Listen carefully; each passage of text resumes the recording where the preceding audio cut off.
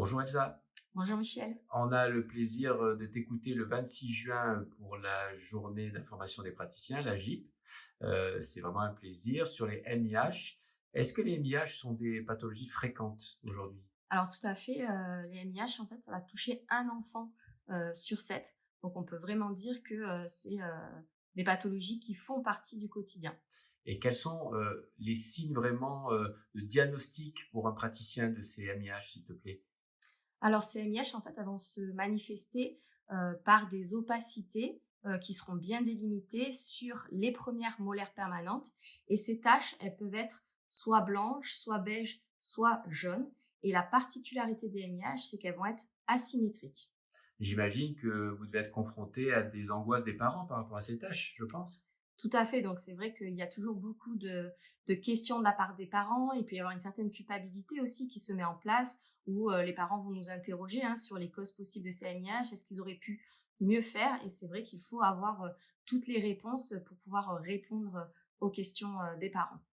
Et au niveau thérapeutique, qui seront développées, je pense, comme les réponses aux parents le 26, quelles sont les thérapeutiques qu'on peut proposer à ces jeunes patients?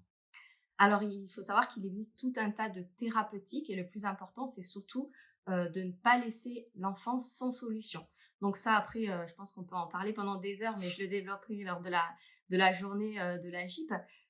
Mais il faut savoir que ce soit pour l'atteinte de ces premières molaires permanentes, en fonction de la sévérité, on va avoir tout un panel de thérapeutiques qui vont aller de la prévention du risque des fractures, mais aussi de la prévention des sensibilités sur ses dents, jusqu'à des techniques de restauration indirecte, jusqu'aux coiffes pédodontiques.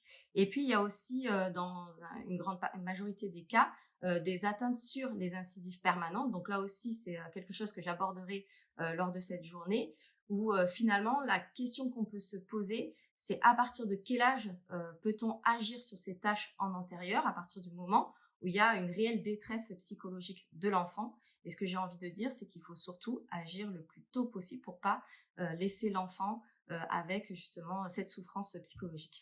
J'invite tout le monde à aller t'écouter le 26 juin parce que tu vas mettre à leur disposition toutes tes grandes compétences et pour aider aussi ces enfants dans le traitement de cette pathologie qui est souvent très traumatisante. Merci beaucoup Elsa. Merci Michel.